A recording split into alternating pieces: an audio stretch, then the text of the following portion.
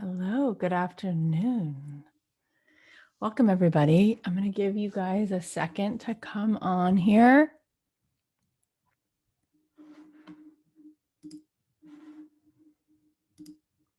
Hi.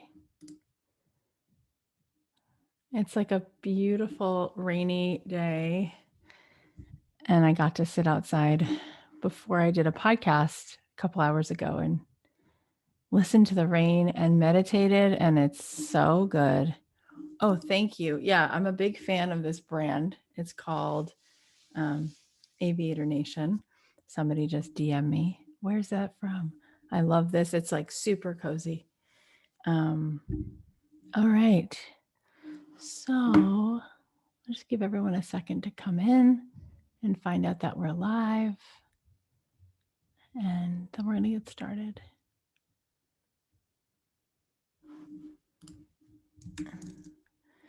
And you know what I'm going to do also is I'm going to light a candle because it just elevates the moment.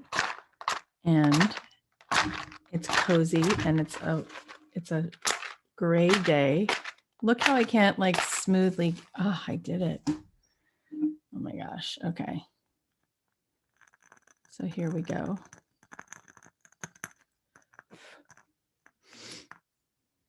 There we go. This is, by the way, such a cute business. I bought this from this woman who makes these in small batches in Colorado. It's called Chalkboard Candle Co. And this isn't sponsored or anything, but every single candle is something to do with like school. So this one says teacher's pet, and they're all natural and everything. But what's cool is when you buy a candle, you get to choose a teacher who gets money from the candle. And it's just like so cool. Do I have another one of the, there's all these cool names. I have another one. I don't know where the other candle went. Anyways, I had a meeting with one of the executives at Zoom, and he's like, I love your show. And my sister loves your show. And she quit her job and created this candle company. And I went out and then bought a bunch of them. All right. Well, the candle is lit. The moment is ready. So, Sheri, I'm going to come unmute you. Say hello. Hi, everyone. Hi. How good to be with you all. Do you have a candle lit near you? You know what? I was going to get up because I do always have a candle by my side. I figured. I'm looking for matches right now, but I didn't want okay. mic and all that. You are the match. You are the match. You are the candle. So I'm so happy to be with you. Every time I'm with you, it feels new because you're one of those few humans that's extremely present. So it's just fun to bounce off of your energy and absorb your energy. So this is really special that you took the time to come and hang out with all of us today. Thank you for doing that. So glad to be here. This is an extraordinarily attractive group. Yes. Yes. I mean, in this 2D world, the back of my hair isn't brushed. I'm not really wearing real pants. I'm wearing a really cute sweatshirt and I'm barefoot. Shorts. Like you only have to do like this D and maybe a little bit like this up. So I did put on a little lipstick.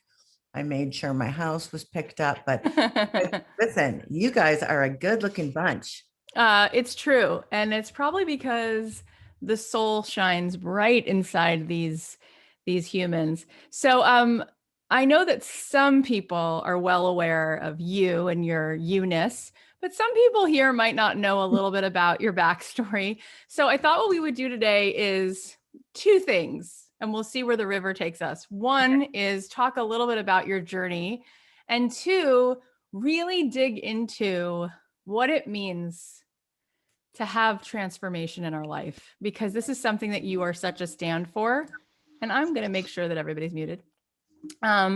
So first, let's start with you and your own transformation journey, which really sums up your life. Yeah. And it's pretty awesome where your life So has been crazy. going. So tell us a little bit about the before and then the after and now the during. Well, first, let me say all these gems that I've excavated are literally post experience.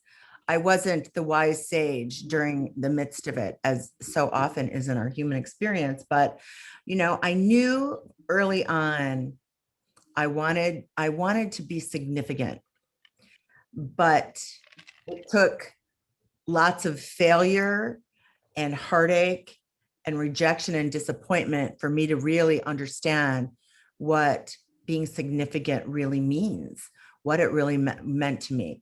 So, and what that looked like is like for a while, for a while I wanted to be a doctor, not because I had this craving for medical information, or to take those kinds of classes or do that kind of studying, but because I liked, it was kind of like a primetime TV version of doctoring I was interested in, sweeping through the halls, answering Mm-hmm. emergencies with my equipment.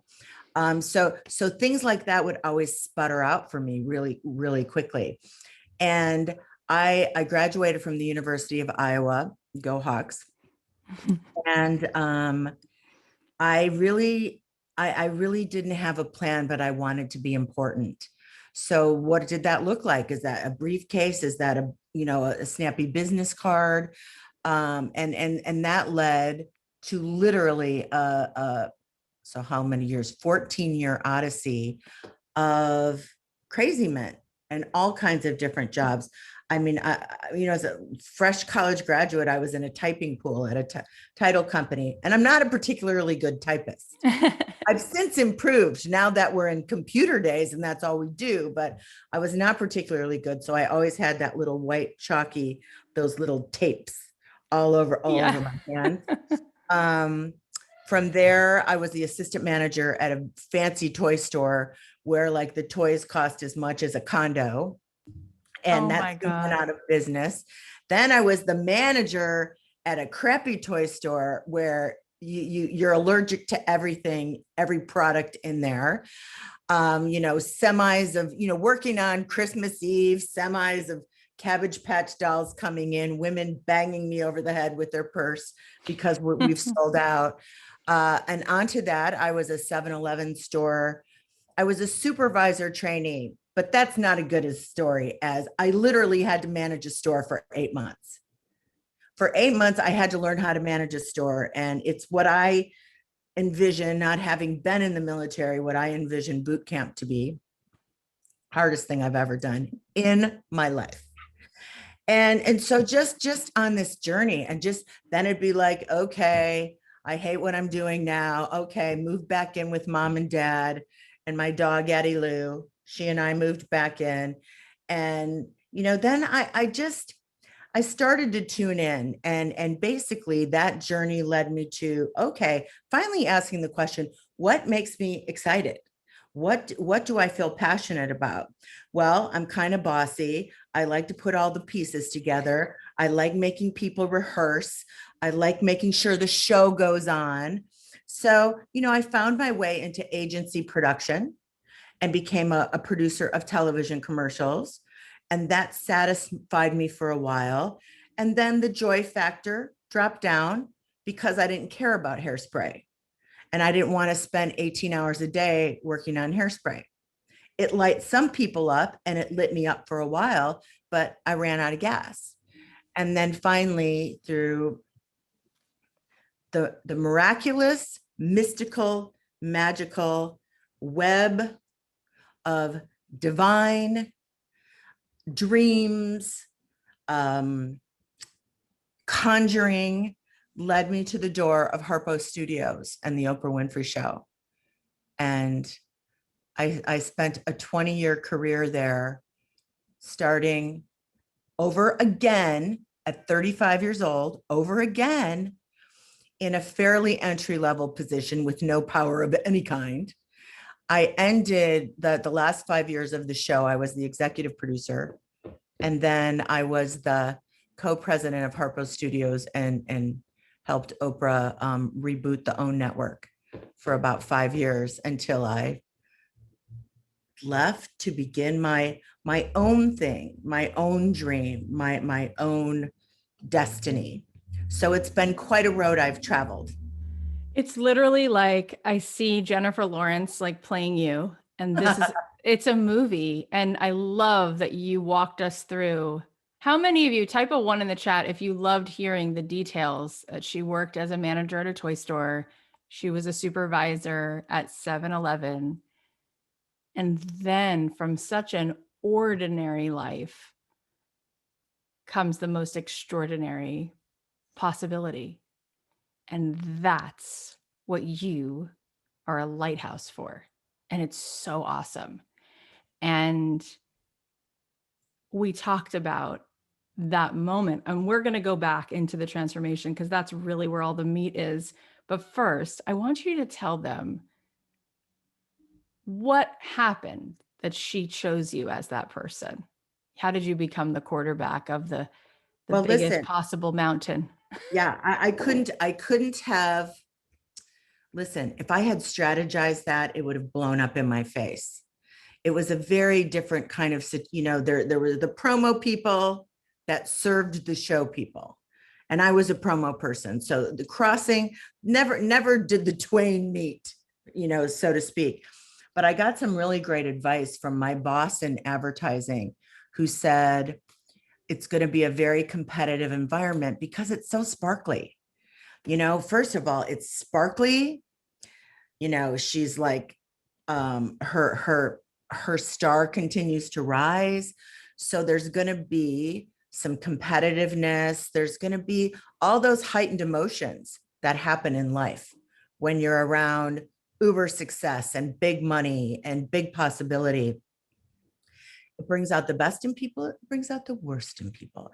And I got this great advice too. He said, just do what's given to you, um, with utter focus, and don't worry about what the next step is. And he's like, don't try to strategize it. Don't try to figure it out. Don't try to promote yourself. Just do what you've been given. And he goes, and I know that Oprah will pluck you out. And that's kind of exactly what happened.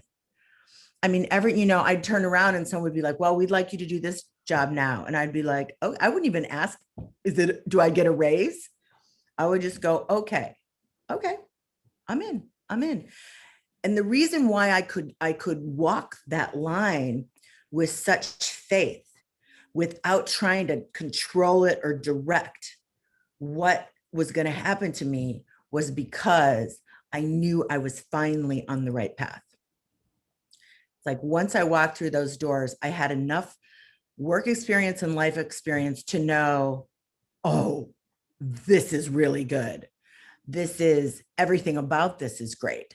And, the younger people, the younger staff would kind of be like, I don't know, this is really hard, without any perspective of life. I'm like, you think this is hard? We're paid to watch TV at our desks and take notes. You know what I mean?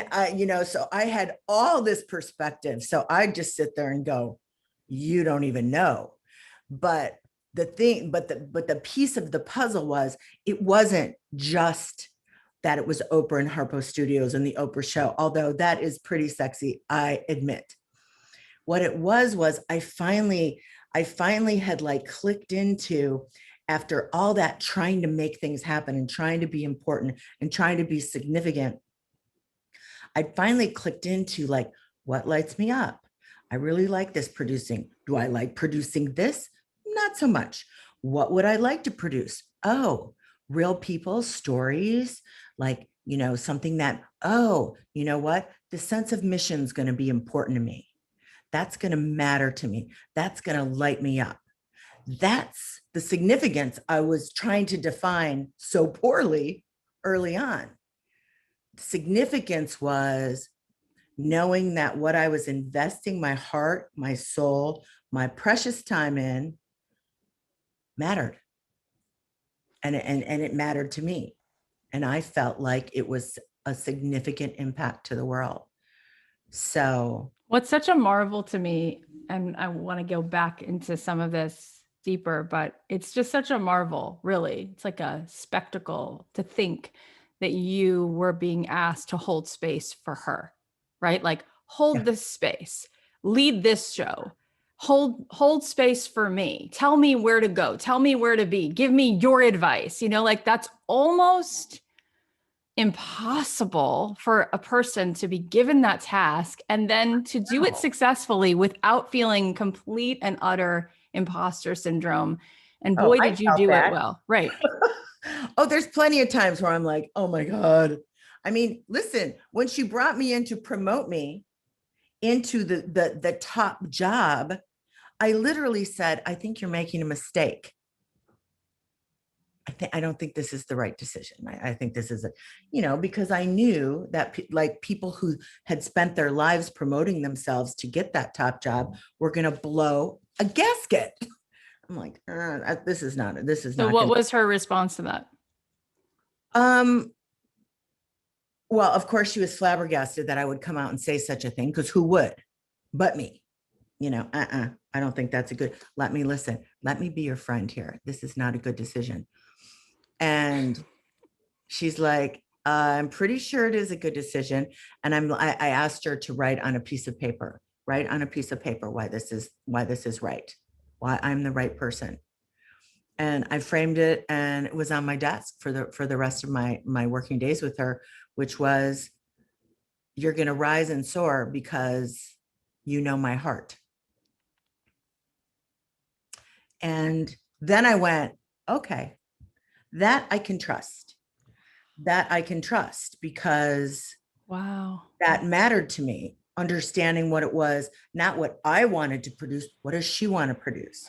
What is her message? How do we serve her mission? How do I align, my little Sheri mission with the big Oprah mission? Because that's really what's happening. It's happening right here with all of us together, aligning our little missions are coming underneath Kathy's big mission, right? In this moment together. But yeah, once she said that, I'm like, okay, I can trust in that. I don't really have all the skills. I don't really have all the experience. People are going to be really PO'd that they got passed over, and that's going to be fun to deal with. But that I can trust in. Every time you tell me this story, that always makes me cry because the more that I have journeyed into the beyond, whenever I meditate, whenever I come home to center, what I am so aware of is that what we really are as a soul is no one, nowhere, no thing, in no place and no time. We are this awareness, this pure consciousness. Right. And when we are dropped into that place, nobody cares if you were a supervisor at 7-Eleven, if you have black hair or blonde hair, if you're 39 or 14 or 47, you know my heart, period. Boom. End of sentence. End of sentence. And this is where the magic all took place for you. And so let's really let's witness that. Let's really witness that that's the key to unlock the most mystical, transcendent experience. You know my heart. That was the qualification that I was looking for. And Yes. you then knew, you got me. I can trust that. Not, oh, because the packages you've been putting out or the da da da da da da. Yeah. Because you had been producing before that, you had already moved up and up and up, and there was other people, Yeah. and it wasn't about that. I'd skipped over steps, Of course. So I was like, okay, now I'm supervising people, but I only produced 2 shows. Okay. Like it was crazy like that. But I always went back to that original advice. What do you want me to do? Let me do my best at it. Okay. Okay. And it really wasn't until that moment in Oprah's office when I was like, this is not a good decision. Let me help you here. Let me help you. Miss Winfrey, I have something to say to you. Yes, I You're care wrong. enough about you. Somebody else was in the room when she made that offer, and afterwards they're like, when somebody's offering you something, like really telling them it's a bad idea, and I go, oh, I will always speak my truth. I will always speak my heart. I'm not trying to pull the wool over anybody's eyes here. It's really massive because I think that what's happened, especially in the more immediate past, but in general, to me, Oprah is, she's more powerful than any president. She's more powerful than a whole freaking country, right? So it's like you're talking to, I don't know, the third person from God, and you're like, I don't know. Like, it's just, but again, No. God would be like, let's have this conversation, right? Like, cool, like let's get into it. So here's where I want to go back to, because it's also so much a part of your book, The Beautiful No, and you alluded to it, where you went from job to job to job, and you said, and then I finally asked myself a question like, what do you actually desire? What actually feels fun? And oh my God, is it so good? It's so good. And I want people to hear this, because so often we are busy and we are busy. And that which we say yes to means we are saying no to something else. And finally, you had this bigger thought, which is, instead of getting the next job, let me ask a question. What really lights me up? That's a bold, courageous pivot to start asking a question like that. And then you said, I started dancing in the world of dreams. So let's talk about that, because Yeah. that's everything. Yes. The way you're describing it, I sound a little more together than I was. And that is, looking back on it, I can see that's what happened. But what it looked like in my actual life, I love someone who said, so the lesson is, when Oprah calls to hire me, I should tell her no. Yeah, do what I did. Um, that is so funny. That is such a crack up. What it looked like in reality was misery.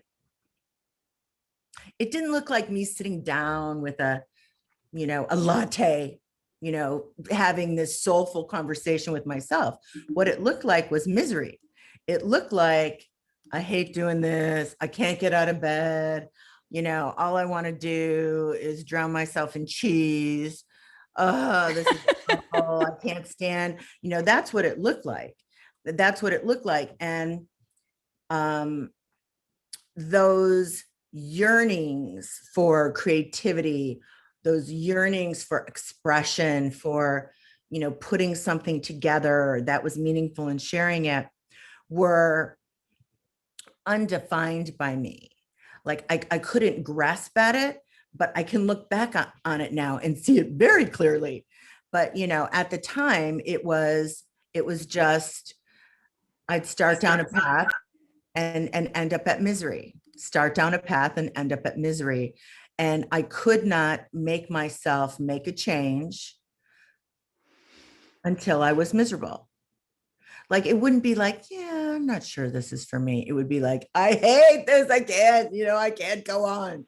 It would be much more dramatic and much more chaotic. And I don't, I can't totally answer why that was. Was it my Midwestern way of, turning everything into my path to retirement? Like, I'll stick with you until I can't take another step. Was it the fear of like, well, I don't know if I'm going to find anything better than this, so I don't want to let go of it. I don't know really what was churning, but it certainly wasn't a full cup of self-esteem. And it certainly wasn't, a real sense of my own agency. It wasn't, it was a little bit like a leaf on the wind. You know what I'm saying? But I can see what would happen is I would be forced. It's like the universe would be like, okay, we're going to make you so miserable in the next 2 weeks that you're going to have to make a change. Mm-hmm. You won't be able to go on. And then a change would have to be made. And speaking of being forced, a big crux of The Beautiful No, there's a lot of different beautiful no's, but one of them gave you your wings because you got this huge rejection from a job you thought that was the dream job. Can you talk about that a little bit? Well, yeah. So if I'm telling, you can imagine at 35, I still haven't totally zeroed in on it. I'm now a trained agency producer, but I've left to freelance because I didn't really like the clients I was on. And I knew this wasn't the end game. And I'm like, well, what am I supposed to do now? I thought I had figured this out. So freelancing, for those of you who freelance, is very challenging because you're also a salesperson. You're not just doing the work, you must sell your skills for money. And you must make calls and say, please buy my skills for money, which it turned out I wasn't so great at. So now I have no money. I don't think I'm going to be able to make my rent. I have this skilled ability to produce television commercials, but I have now put myself in very desperate straits. And I finally got this big interview at a top agency in Chicago through a friend. And so she had really talked me up, and I went in, and it was like, the guy all but hired me in the room. It was so gorgeous. It was so beautiful. Like I tried not to cry and embarrass myself. Like, thank you so much. Because he was like, you're perfect. I'm going to pay you top dollar. I'm going to put you on all the best accounts. You're exactly what I need. And I mean, I was like, oh my God, I can't believe it. Now, remember when I told you that hairspray wasn't lighting me up? I was over that. It's like, I need money. I need money and I need a job. So I don't care what it is, and you're going to give me this fancy job. That's so great.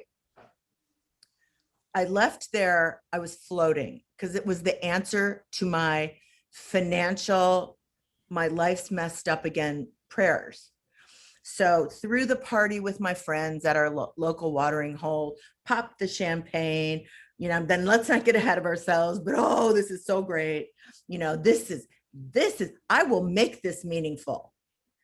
I will find a way to make this right within my soul. And then he never calls. And he doesn't call this day or that day or this day or that day. And finally, the form letter arrives from the HR department saying we're not hiring at this time. Yep. It was a blow. Now, oh yeah, in retrospect, it sounds like it was a blow. It was like, oh my God, I'm going to have to move back in with my parents. Luckily, I have them to lean on, but now it's humiliating and embarrassing. And, I just feel like the biggest loser. I'm on my couch watching soaps going, oh my God, how have you come to this moment? And I do remember feeling like my hands were open, like I'm out of moves. I don't know what else to do. I thought this was solved. I feel as low as I've ever felt, and I don't have an answer. I don't know what to do next. And shortly thereafter, there's a message on my answering machine. This is so-and-so from the Oprah Winfrey Show. We were cleaning out a closet and found your resume and your VHS tape of commercials. Will you come in and talk to us about freelancing here? And I'm like, oh my God. Now, it was a little while later. I mean, it might have even been a couple years when I put this together that, oh, if I had gotten that big ad job, which was, I think, paying, I don't know. Every time I think about it, it's hard for me to remember what money was like. Because there's inflation. It was probably 95. I mean, it was probably like 65, 70 grand, like, woo. And it would have solved everything. And I'm like, if he would have hired me and I had gotten the insurance, the benefits, the money relief, the big fancy clients, that personal egoic sense of importance again, like I have a place to go every day. And I'm senior, whatever. I'm a senior something. Would I have left that to go take a chance freelancing at the Oprah show? I will tell you right now, I would not have. There are some who would have said, not me. There's no way. And I know that. So what I realized is that is the most beautiful no I've ever gotten in my life. That no made it possible for everything that happened after. And then I started to think, what if this is a foundational spiritual principle? What if rejection, disappointment. He's not that into you. That's not going to work out. No, this isn't the right job. No, doors shutting, rejection, rejection. What if those no's are all beautiful? What if we can figure that out for ourselves and kind of collapse time? I think of all the times I've spent being miserable over those closed doors. What if I knew almost I had my human moment and then I pulled myself together and said, oh, this is going to be interesting to see how this turns out. Because I know the universe has my back. I know this is leading to something amazing. I'm just going to get really curious to see what is the next chapter in this story. It's so unbelievably good. Everybody, type a 1 in the chat if that just hit you right in the heart. Amber. Chills, feeling something like, whoa. How would you even put it in words? Type a word in the chat to describe how that makes you feel. Surrender, destiny, magic, safe, trust, believe, hopeful, inspired, possible, encouraged, letting go, trusting the divine. Absolutely. Yeah. Yeah, absolutely. That's what's available to us. I mean, Kathy, you talk about this all the time, but that's what's available to us. That was the big proof. That was the, oh my gosh, there is something going on. There is, when I had applied years before to the Oprah show and sent that resume and that reel, and it was on a lark. I knew TV and commercials, very different, completely different businesses. And I knew that I didn't have the experience they were looking for. And sure enough, that's what they told me. You don't have the experience we're looking for. And I let it go. I'm like, okay, yeah, I got that. I'm certainly not, I mean, I don't know how to start over in television. So I guess I continue on this path, but never in a, can you imagine? Because here's what happened. This is how the universe works. The person who rejected me years before, who ran that department, left. They brought in somebody who had been at MTV who wanted promo producers with agency experience. She's like, I don't want to look at the same people who are from TV stations.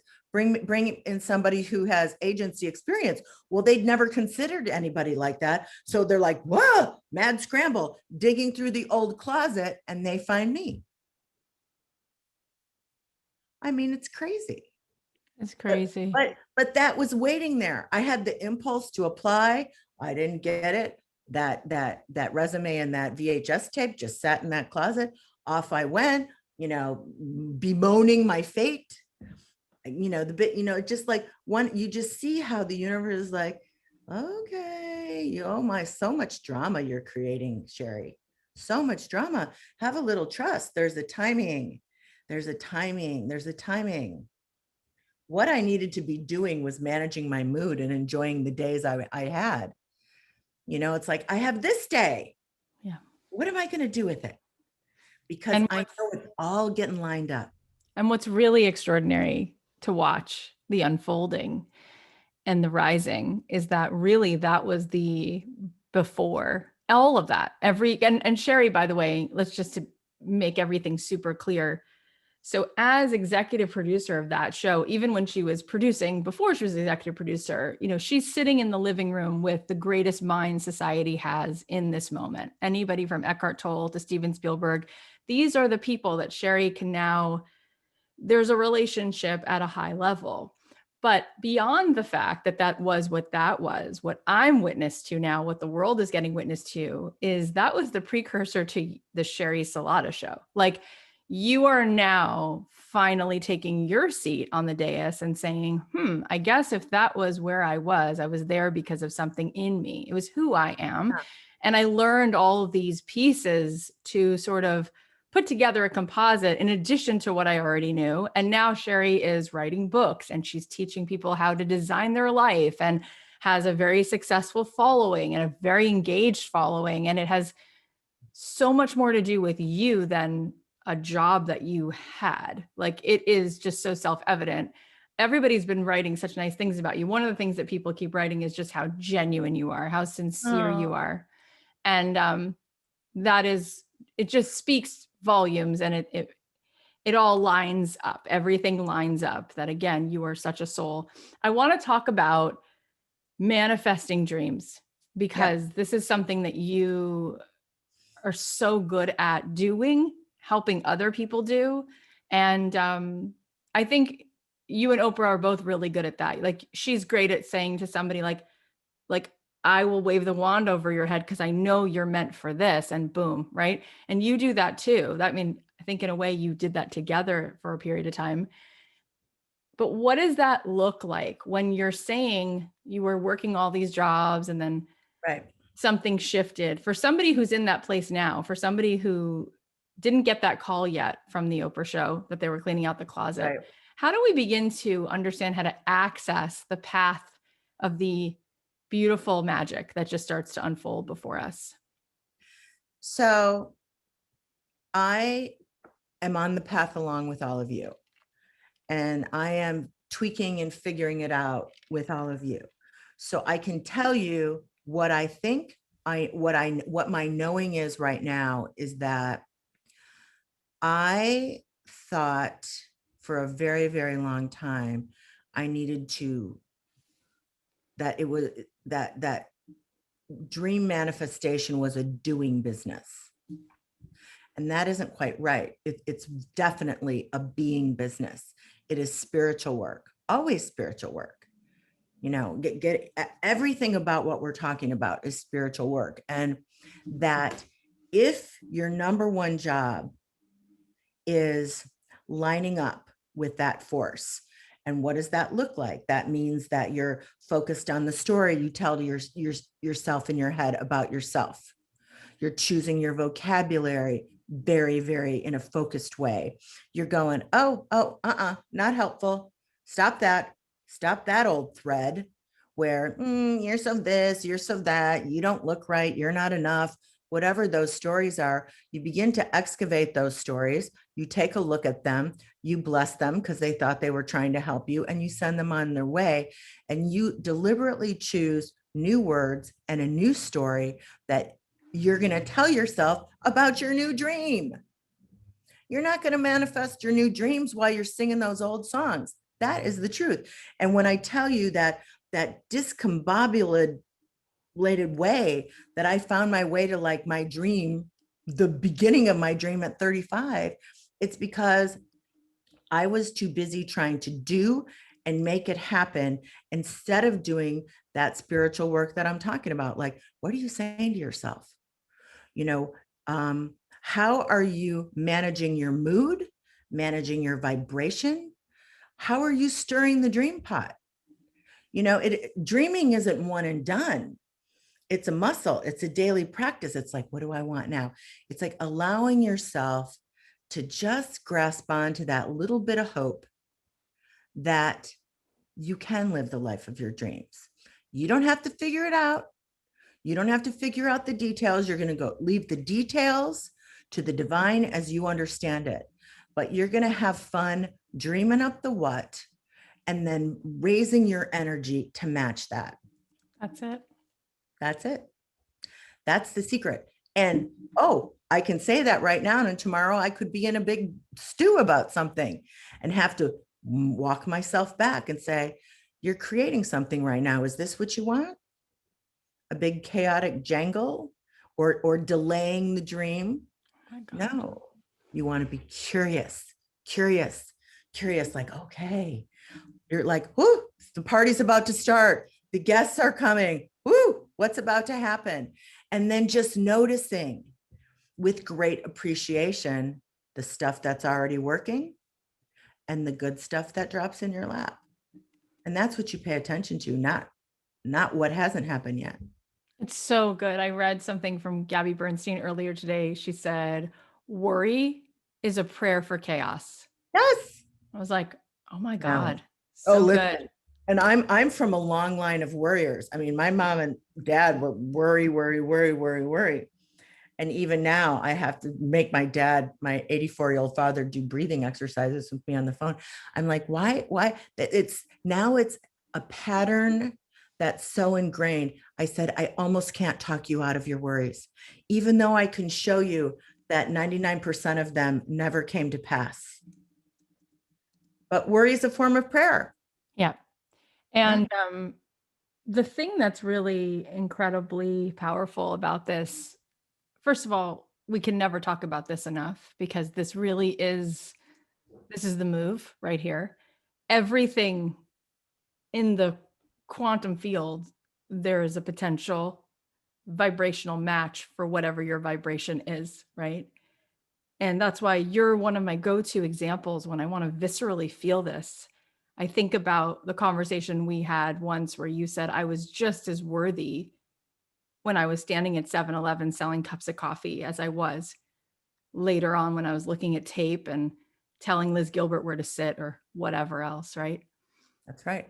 That to me is one of the biggest leaps, is the you are going to receive that which you are worthy of receiving. If you have a mailbox and the slot is this big, you can put letters in it, but not packages. It's just not big enough to receive a package. That's good. Yes. I just thought of that yesterday. That's really good. Well, that's the worthiness gap. Like right. you just will only let so much in. Right. So that's why I love going back to no ego, no self, nowhere, no thing, nada. You are this awareness. And when you're in a state of awareness, your consciousness, your pure consciousness, right? How can you say you're not worthy? Who are you anyway? You're no one. You're nothing. No thing, no one, no nada, no place, nowhere. Of course you're worthy. You are an extension of divinity, of divine light, of goodness, of all of that. But that is interesting. And so I want to talk about, because you are so well versed in so many different languages that really help us speak this into the world. And part of it is people don't even allow themselves to ask, right? We shun our desires. So we don't even have the courage to ask for what we want. Why? Because we don't feel that we're worthy enough to receive them. So we better dim them down. So it's the asking, and then it's the worthiness of stepping into, so that you actually are that mailbox that's available for those big packages. How can you explain that in your own words? Yeah. Here's what I notice. I noticed this with longtime friends. I noticed this with women I'm working with, that we need to check ourselves and look for patterns of continuously telling our stories of defeat, disappointment, heartache, heartbreak. I used to be married. He was awful.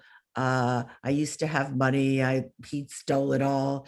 Whatever those stories are, we almost feel like we have to get them out on the table when we meet somebody.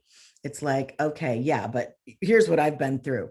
And that's very dramatic, the way I'm describing it, although true. It's like the stories that you are telling yourself about your life are casting your fate. If you believed that, you would never do it again. If you really, really believed that, you would never do it again. You are casting your fate. You're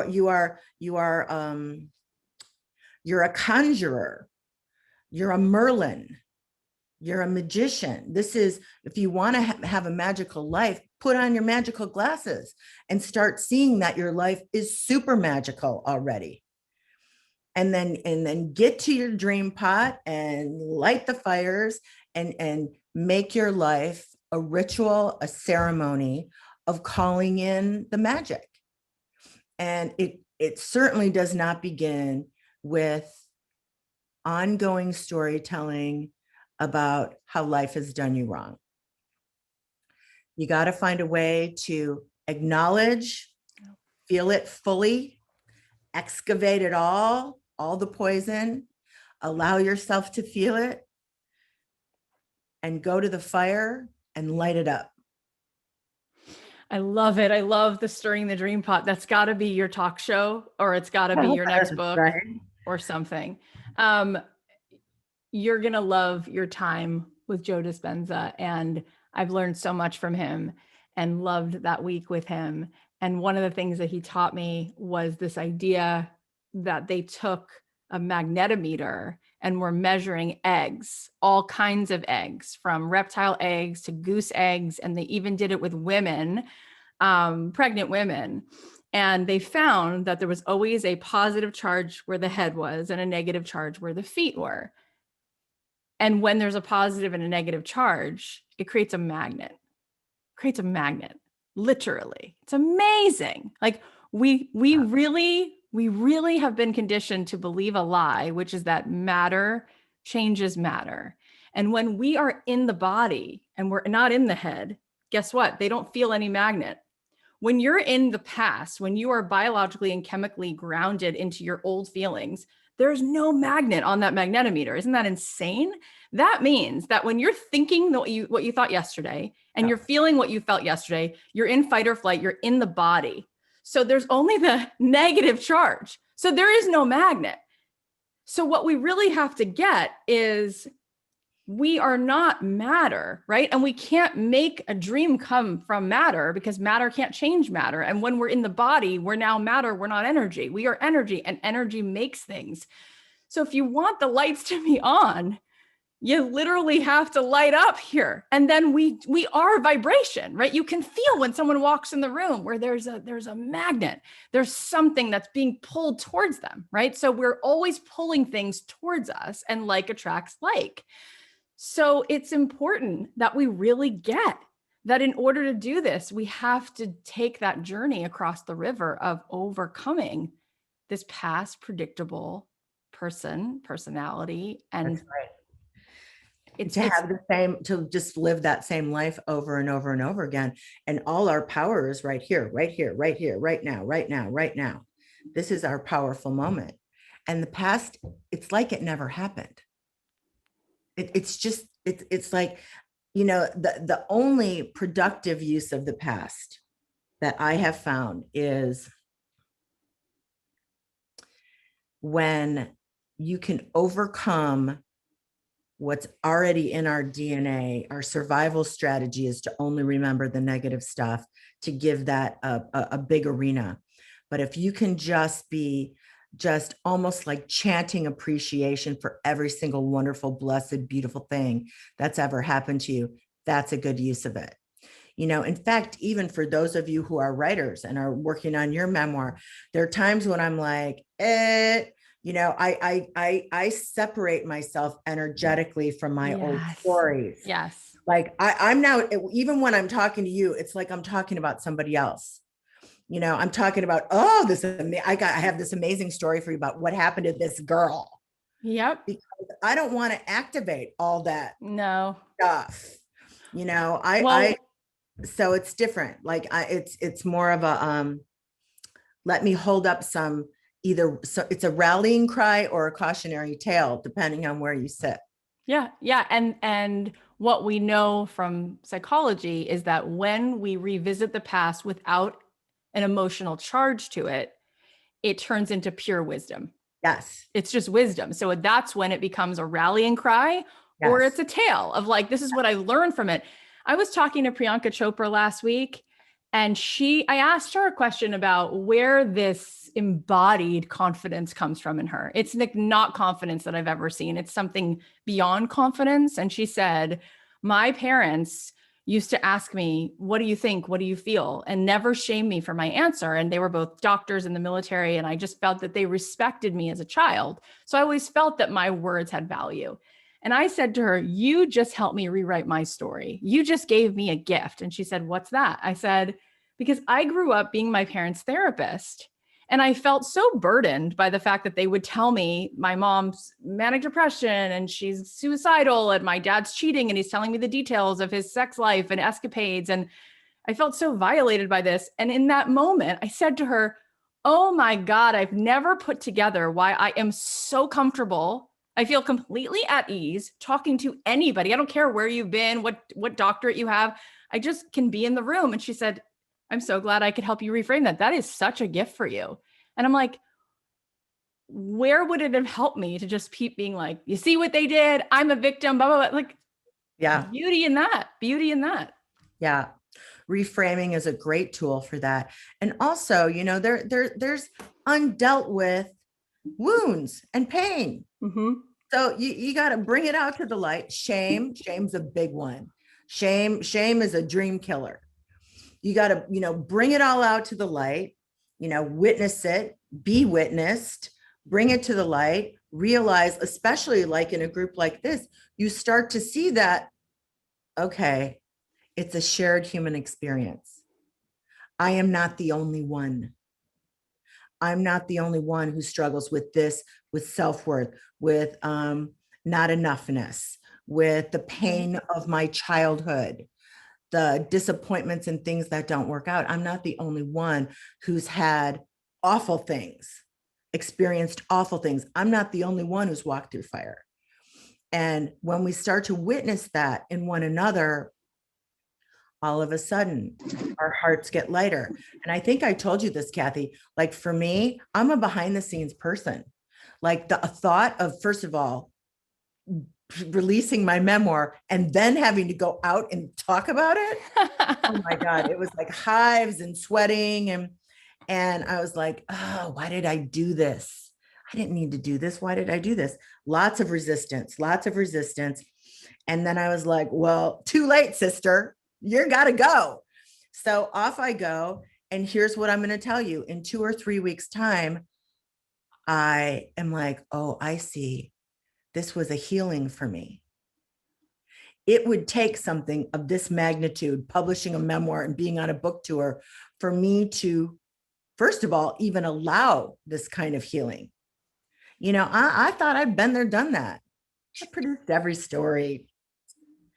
story. But when I'm sitting there with groups of people and we're sharing our stories, and I'm like, and I just see, oh, when we bring light to this, when we witness one another, I'm the one who's healed. I'd walk away from a one of those things and I'd be like, oh my gosh, I feel 10 years younger. I feel lighter. I feel like I'm more aligned in my spirit. Yeah. I feel like I don't care about any of that. I'm not like trying to withhold. I'm not trying to disguise. Yeah. I'm not trying to put on a mask. I'm like, yeah, there it is. It's all in there. All in there. I don't know if you've ever read this book. You probably have. You probably are best friends with her. You know everybody. But I'm reading this book right now because a friend of mine posted last week a quote, and I was like, whatever book that is, I need it.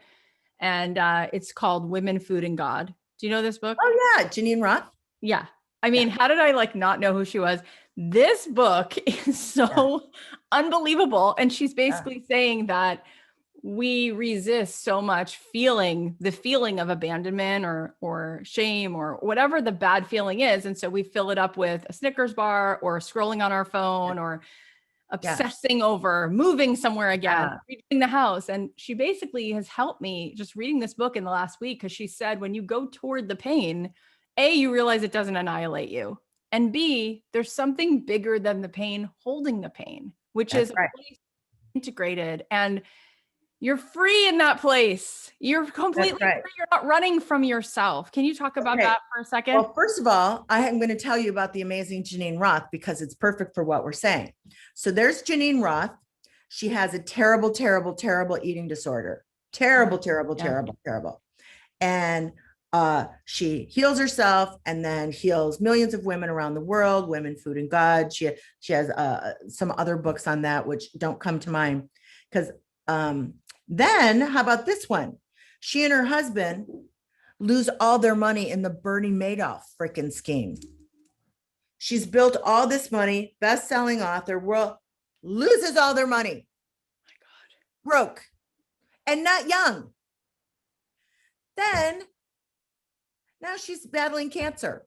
Yeah, I heard that. And you see, and you can follow her on Instagram and see how she's moving through it. But here's the lesson. We cannot protect ourselves from the humanness of this experience. Yes. There's not enough protection of warding off worrying, anxiety that we can do to protect ourselves from the experience of being human. We might as well go after the life of our dreams, build resilience, and understand that we can walk through fire whenever it presents itself. Like Janine, that is the path of transformation. And we're going to have all the human experiences, the grief, the pain, the disappointment, the sorrow, and also the joy, the triumph, the fun, the peace, the contentedness. It's so good. I'm doing a class right now with John Kabat-Zinn, who I'm also like obsessed with. And I just love whenever he says something so powerful and so simple as, you don't have to push the river. Just sit beside it. Just sit beside it. And then he says something like, if you're so eager to leave the present moment for a better moment, are you ever going to be present in any moment because you're so sure that another moment is better than the present moment? It's like, it is this feeling of, it's not that it's about attaining joy all the time. It's an equanimity. It's a, things are as they are. And this gets to be my juicy moment to be with whatever's here. And like you said, there will be that humanness of, in every moment, there's probably a shadow side of some grief or some pain, and also the swooping birds overhead and the abundant feeling you have that almost makes you want to go to fear because you feel so much joy about something that it's almost hard to let that in too. And if we can just sit by the river and just listen and look at it rather than pushing it or putting a boulder in the way, it's like, just, where are we going? That's really, really great. I'm writing that down from my little notebook. You don't have to push the river. That's all his. Years and years pushing the river. And isn't that interesting that even what you were saying just now, we're never going to be in our lives are going to remain unlived if we're unwilling to sit and suck the juice out of the present moment. Yep. It's an unlived experience if you're not going to be like, breath in, breath out, here's this moment, it's good. In this moment, nothing is wrong.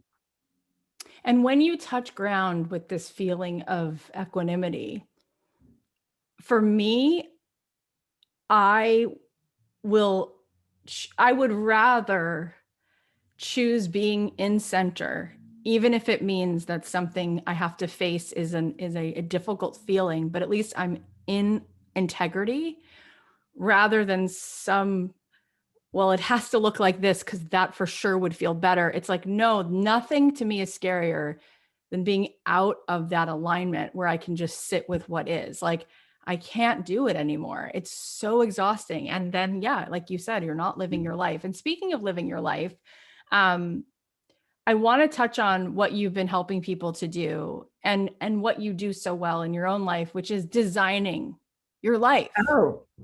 And I want you to tell them first where that even came from, because it's such a great anecdote. And that's such a great story. And then I want to talk about how we actually can design our life. Well, I remember, okay, so for when I look back on my years at the Oprah show, I almost can't remember most of it because it was a blaze and it was very fast paced, high stress. And certainly I was pushing the river, no question about it.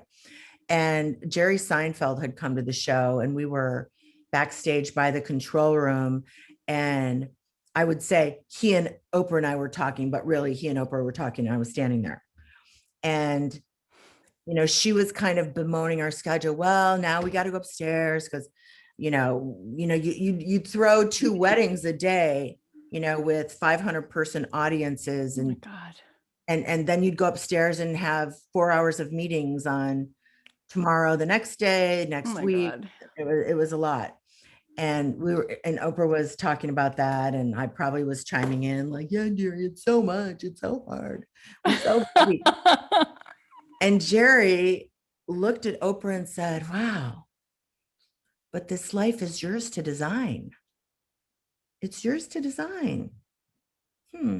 Hmm. And later on, we're like, oh my God. It's like Jerry took us to task. Like, but it's yours to design. What are you saying? It's yours to design. You don't like how it's going, but it's yours to design. It's too stressful. Your schedule isn't right, but it's yours to design. Listen, clearly I've never forgotten that. Out of all the moments I can't remember, people are like, do you remember when I was on the show? I'm like, no, I'm so sorry. And no, I don't know anybody because it's like a blur. But oh my God, I've never forgotten that. And it sits with me because I would be the first person to say that I have no control over my schedule, that it's just from dawn till dusk. And, I have meetings from 8 to 9. And then on the day, people need me, my family needs it. I'd be the first person to say I'm at the effect of everybody else in every other situation, that I'm not the manager, that I'm not the creator. But of course I am. These are all the yeses I said yes to. And so it's yours to design. So, I only really, it's like, this is the only conversation I want to have. The reason why I like this conversation so much is because I need it the most. I need to keep reminding myself, what is it you want? How are you going to get there? What is the energy you want to surround yourself with? What are the like-minded travelers that you want to be on this path with? I'm just really not interested in anything less than that anymore. I can't sit around with people who want to complain the whole time. No, I can't do it. I want to spray myself. Like, I don't want that on me. And it's not because I'm better than, it's because I've been there. I know what that yields: a big mess and a lot of unhappiness and a lack of appreciation for this wondrous, magical experience we're given. So yeah, yours to design. So I think about that a lot. I think a lot about when I have that old pattern language of what I have to do. I have to, I'm so busy, blah, blah, blah, da, da, da, because I have so much patterning around that.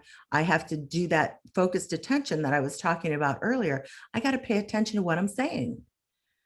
I got to pay attention to the story I'm telling myself, because all my time is free time.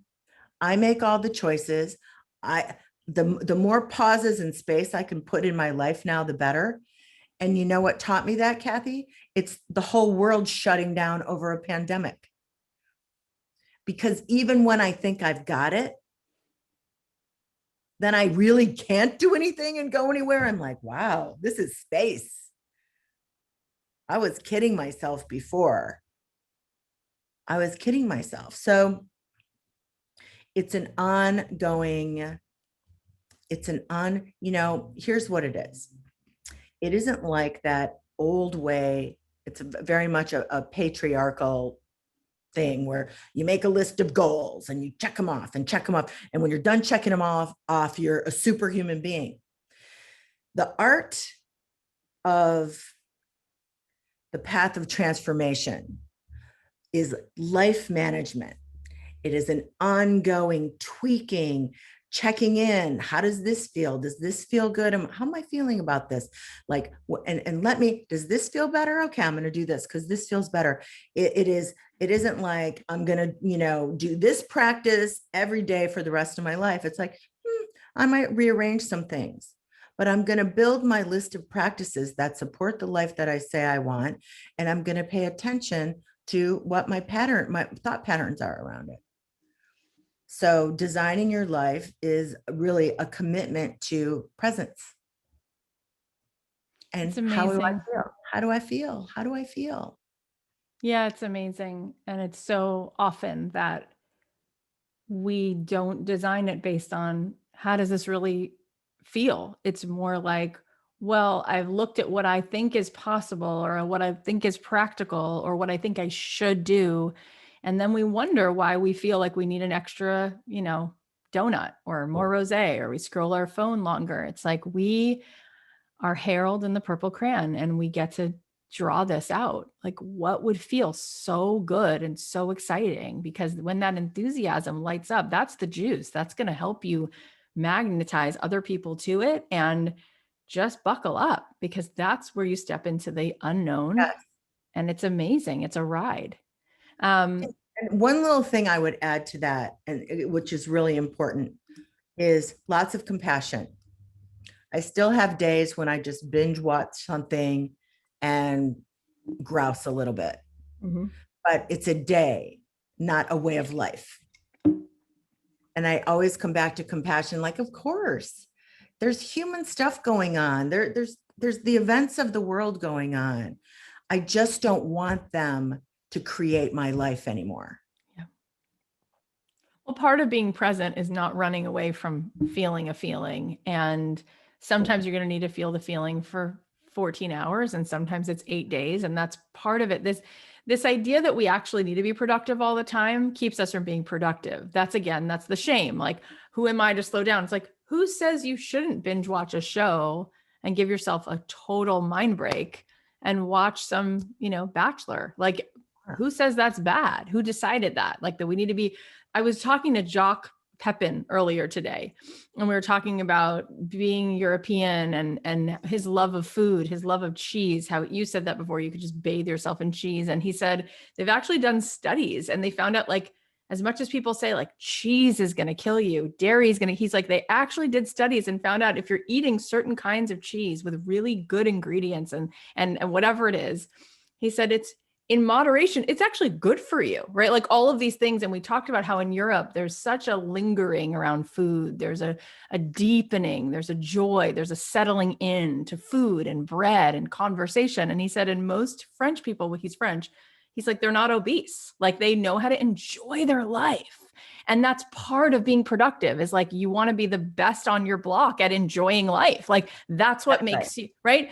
And I think that it's one of the things you said about shame is what I see, which is interesting, is that one of the biggest pieces of shame that comes up for people is the shame around being happy.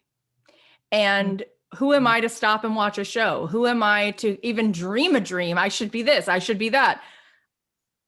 Joy is actually our default. We know how to turn on the music and let ourselves go. We know how to marvel at things. When we look at children, look at the way that, and then we stop ourselves, which is so out of alignment, out of integrity. So I find that really interesting. I wonder what you have to say about that. The idea of having shame around having too much joy. Well, listen, there's a great expression from one of our fave spiritual teachers, Abraham Hicks, which is, how good can you stand it? Yes. I mean, Yes. that's all you're going to allow in. How good can you stand it? So And good. then you'd be like, well, what does that mean? No, we have a practice capacity for happiness. And in order to receive more, to feel more happiness, to attract more joy into our lives, we've got to work on expanding that. Like, here, and it goes back to what we were talking about, that there's not enough worrying you can do to ward off the human experience. Everybody on this Zoom can attest to, you can't skip around tragedy. People are going to die. It's awful things are going to happen, and you are going to still have to walk the human experience, but how are you going to do it? That's the question. So, taking a look at, what is your capacity for happiness? Why do you drop that ceiling down? Is it because you're afraid you're going to be disappointed? That's possible. Or you felt so unhappy so many times that you don't want to get your hopes up again. Or you just don't, you dismiss happiness as a fluffery, duffery Hallmark card. And you don't see it as this vibrant, powerful stance. Happiness, it's this energy of just joy and wonder and contentment and peace, and kind of just falling in love with yourself and your life experience, what if we made that the thing? What if we made that the choice and then it becomes the compass? When we were talking about those early days, and I said, oh, misery was my compass. That's what I was doing. I wouldn't make a move compass wise until I was so miserable I couldn't stand it. But what if we said, happiness is my North Star, happiness is my compass, happiness is my daily choice because it's mine to design? So, what are the practices? What are the things? What am I going to allow in? The people, the content, the food, the experiences. What am I going to allow in that I know that's going to support my choice of happiness? That's the detective game, Mm. the detective work of transformation. That's the fun. Like, what is it? What is it? It's so, so, so good. Everything you just said. One of the best things that's ever hit my eardrums is what you just said in the last 4, 5 minutes. And it makes me think about the idea that we talk so much in this program about radical empathy, and having empathy for other people. And what I just want to do to simplify it so much is to have us see that in this conversation, we've been talking about vibration, and we just talked about joy, and we've talked about fear. And so much of the fear is what keeps us from being in a state of joy. But there's really only two things: there's a positive and a negative charge, right? So it's either fear or love. And the thing is, you guys, that when we're vibrating from love, right, when we're not in the place of trying to protect ourselves from our desires, and therefore we're so self-involved because we're really not in the flow, and we are trying to defend ourselves from everything, and we're not this positive charge up here in the state of creation. When we're not in that place, we're not in a vibration of love. But when we are in a vibration of love, whatever it is that brings you joy, if what brings you joy is beading necklaces, if what brings you joy is making candles, if what brings you joy is gathering people to go on nature walks, you don't even need to do any somersaults around the radical empathy and who's your client. It's called literally being in that vibration. Everyone wants to be around it. That is radical empathy. That's getting over yourself and into the flow of a vibration that feeds other people. Love literally loves people into life. It literally gives people nutrition on a level that they need so badly. And when we vibrate that way, not only does all the magic come together, but you can build any business from that place. Because that is the epitome of empathy for other people, is moving out of our protective mode and into the love. Just that is the highest vibration, but it means taking your hands off that retaining wall and diving in. And Sheri, you're like you're one of the greatest teachers in my life. Every time I talk to you, I feel like I arrive at like a knowing that like I didn't know that I knew. Same, same, same. We're soulmate friends.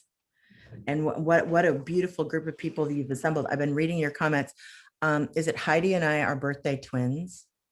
And you guys just really your openness, your receptivity is palpable. It's palpable. I can really feel it.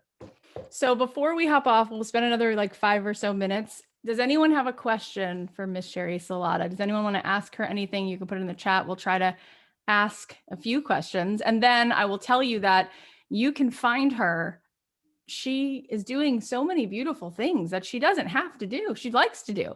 So she just started a course, which is not open right now for enrollment, but I think it's going to be in the summer, possibly. Yeah, I Maybe think I'm speaking out I'll of turn. probably do it. No, well, listen, here's what's so funny. Everybody here knows that I've been completely inspired by you. I'm having a ball doing it. It feels like the greatest thing I've ever done in my life. And I've done it Oh, for you. I'm so happy. And yeah, so I'll launch again in May. And it's real good. Well, that's awesome. And we will be finishing up Made to Do This around that time. So I'll definitely let people know about how they can. It's really special to do a course with you because just like I do these courses live, so does she. So to get to spend that time with her is really, I mean, you shouldn't even be able to, but then the fact that you can, it's incredible. So there is that. And then she's also very active. She has a beautiful book called The Beautiful No. She also Yes, the very present. paperback just came out today. How about that? This is pub day. I just got it. My paperback. I love it. I don't Yeah. have the paperback version. That's so cool. I knew it was coming out soon. So you guys, Yes, you don't, you today. all need to go get this book. Special And day. and then you're also very active on Instagram, and you've been doing an Instagram show. Are you not? What day is I that? do. It's What's Your Beautiful No. I've been doing it, chasing down other people's beautiful no's. I just last night, Amy Purdy came on. The I mean, best. her whole life's a beautiful no. I mean, she's Oh my the God. master queen. But we talked about you. We talked about our love for you. That's so nice. Oh, some good questions. Good Okay, questions. so you want to pick a few or you want me to? Well, okay, I'm going to pick one because one I think is really, really, really everybody's thing. How do you stop complaining? I hear you. I hear you. It is such a pattern, complaining about the food, complaining about the service, complaining about the weather, complaining about the only way to stop complaining is to pay attention to what you say and what you think. And then just to go, I mean, really, to just shut yourself up, to take some deep breaths and let the moment pass, and then be like, yay, cancel, I don't want to think. Like I literally will go, like I sweep away whatever little energy I've stirred up, because otherwise you've got to be so on it. Otherwise you can never repattern that without total presence and attention. Jamie asked a question which everybody asks, so I figured I should ask it, which is how do you get past imposter syndrome? Yes. Well, I think this work is a big, big, big step. It's a big aid. There are tools in this work to get past it, because when you are doing this work, the work of transformation, the work of excavation, you're filling your self-esteem cup. Your esteem for yourself, your stewardship of your life is growing. And that's just a side effect. Oh, pretty soon you have this deeper sense, better sense, more expanded sense of worthiness. That's what this work, these conversations, these kinds of commitments, the focus on your stories, that's the result of it. So the more worthy you begin to know you are, the more your stories are uplifting and positive about what your expectations are of life. Next thing you know, you don't feel like such an imposter. You only feel like an imposter when you feel like you're pulling a fast one. When it's you really don't belong in that seat, and you've cured that. You've neutralized those dense dark energies if you've been doing this other work. That's what I say. That's amazing, because I can imagine that stepping into the role that you had, it's a lot. And you said it's not like I didn't have days where I felt imposter syndrome, but you would come back to this work. Is that what you're saying? That's what would get you to just be like, go back I'm to. saying, I'm going to go even further and say, I don't know that I totally cured it then, because I was producing this work. I wasn't doing this work. And it's two different things. Mm-hmm. To talk about transformation, to produce transformation, or to be transformation. Very, very different things. So, I mean, listen, it was so busy. It was like, I don't have a lot of time to think about how unworthy I feel right now.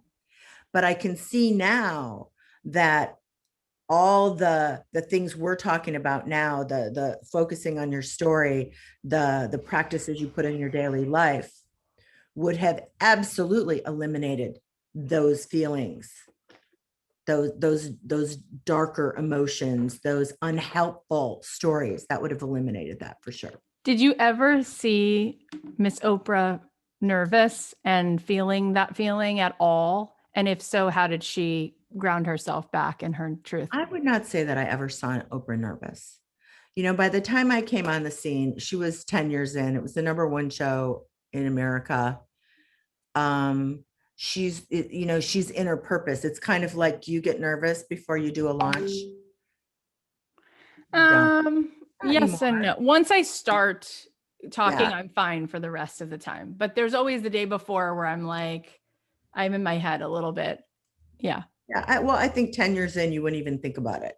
And But that's, podcasting, I don't get nervous, or like yeah, interviewing somebody, I don't get yeah, nervous. But yeah, yeah, yeah. I don't think so. I don't think I ever saw her nervous. Mm-mm. that's amazing. So Robin asked a question, which is really honest, and I think this is helpful for all of us. So when you're doing this work of transformation, she said, Sheri, I'd like to know when you're trying to change to joy and peace, but your mom is the force who brings you down. How do you handle this? What wisdom do you have? And I think this relates to all of us, whether it's you can insert someone else for your mom, maybe it's your sibling, your spouse, how do you continue on the path of transformation when somebody else is not bumping up against it?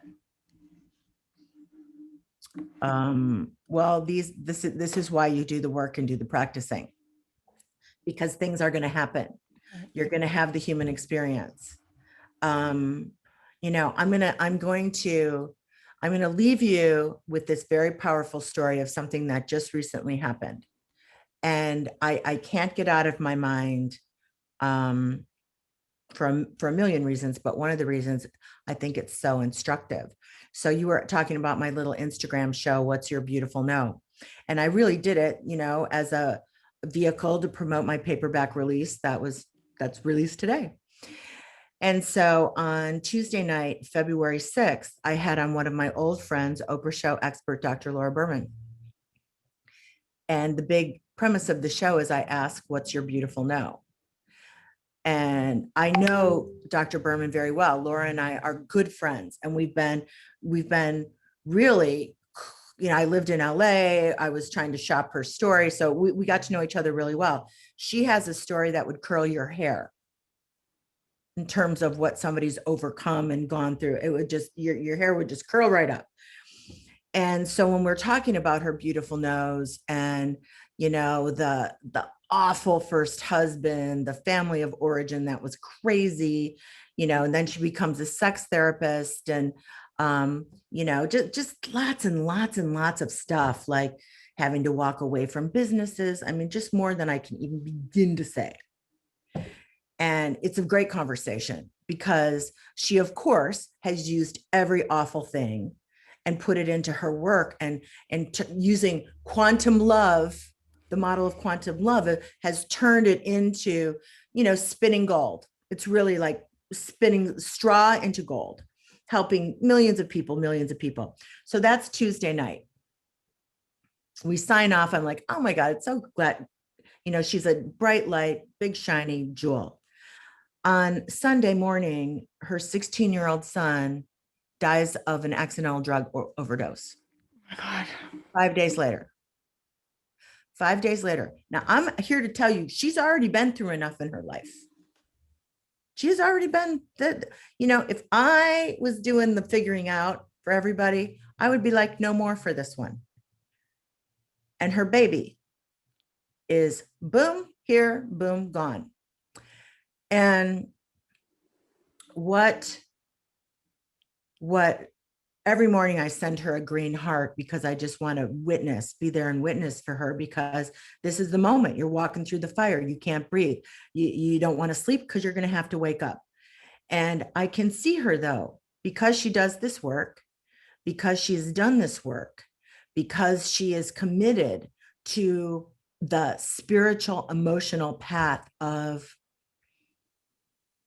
what it looks like what's going on really isn't what's going on, like the path of the mystic, that I can already see her rising up, and she is going to spin gold from this awful, awful human experience. And what I think is so look her up. I mean, her podcast was supposed to launch on Valentine's Day, and she launched it anyway. She's a grieving mother whose heart is shattered, and she's, taking her steps forward. She is meditating. She's doing all the things because she's been committed to this path for herself. she is going to come through it. And she's going to come through it and spin gold for the rest of us. So I say that to say, Wow. We need to stop acting like we've got all the time in the world. We need to stop putting off to someday manifesting the lives of our dreams and committing to what it takes to doing it. This is what we have right this minute, right this minute. You're incredible. And that was so nourishing for the soul and the mind. And tell us how you feel in the chat right now. What's one word that you feel right now? Literally crying, love you, blessed, humbled, ready, inspired, grateful, ready, heartful, filled, worthy, known, so centered, pumped. I told you, this is what Sheri, I say, you're like a shaman. I don't say that about anybody else. And I know other people who do similar things in their energy, but that for whatever reason, that's how I talk about you. It's just what you are. And I love watching you know the truth about who you are more and more and just continue to give it. It's awesome. Love you, Kath. I love you. Thank you for being here today for such a long time. This was so delicious. Thank you, everybody. Hey, do me a favor. Everyone, take a screenshot right now of Sheri Salata. So Sheri, say hello so you're on the screen. Here, you know what? I will. Hang on. I'm going to pin you as the, how do I put the spotlight on you? There you go. Take a screenshot of her and tag her in your Instagram. You can tag her. If you tag me, I'll also repost it. And just share one thing after you tag her. Say one thing that you got from today, because it creates such good energy when we take something and then we put it out in the world. We reaffirm it for ourselves. So please do that. And she's at Sheri Salata on Instagram. Thank you so much. Thank you, everyone, for this energy. What a beautiful, beautiful moment. Great work, everybody. Good. Thank you. Thank you so much. Thank you. Thank you, guys. Thank Everybody. you. Thank you. You're beautiful. Thank you. Oh, Thank you so much. Thank you, Sheri. Bye. Thank you, Thank Kathy. you. Thank you. Thank you. Thank you. Amazing. Amazing. That was Thank you. awesome. Thanks, Love you. Sherry.